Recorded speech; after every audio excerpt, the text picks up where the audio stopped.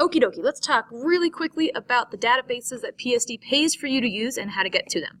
So you can see on my screen that I'm on my Blackboard homepage, and the nifty links of PSD are over here on the left. You can see that we've got the PSD online databases. This is the same link that I sent you in your email.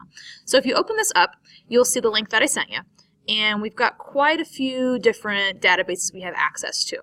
So I'm going to go ahead and show you the Gale student resources. This one is probably a good first start. You can also use things that the Poudre Library has. World Book has some good facts if you're looking for kind of those nice solid factual sources.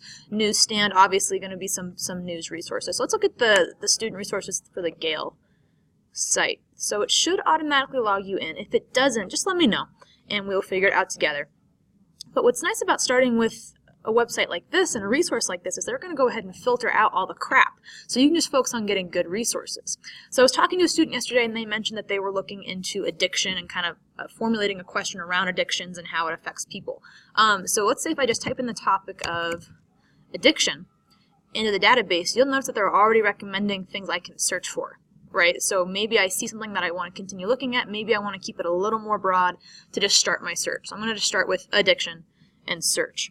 And what you'll see pop up on the page is, first off, kind of a brief overview of the topic.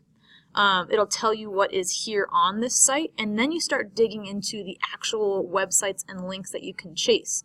So you've got some news stories here, maybe that would be helpful for finding some researchers' information.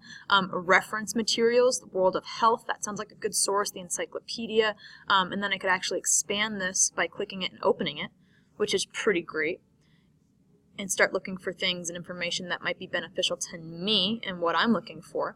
What I also like about this site and this kind of home page of information for your source is that you can also find primary sources, which can be really helpful. So that's going to be the original research, the original information, whereas a news article is going to be sometimes going to be picking through that.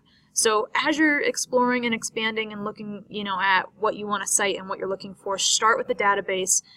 Help yourself get away from the million search results. So for example, if I went to Google and here we go, and typed in addiction in Google, it's going to be a lot different, and I'm going to have I don't even know how big this number is, billions of information and billions of websites that haven't been pre-vetted. So start small, start with resources that you know are going to be beneficial and helpful for you, and dig into these databases a little bit. Great for starting research and great for background information. Remember, stay out of Wikipedia unless you're actually going to the sources they cite, and let me know what questions you have and how I can support you in your initial research.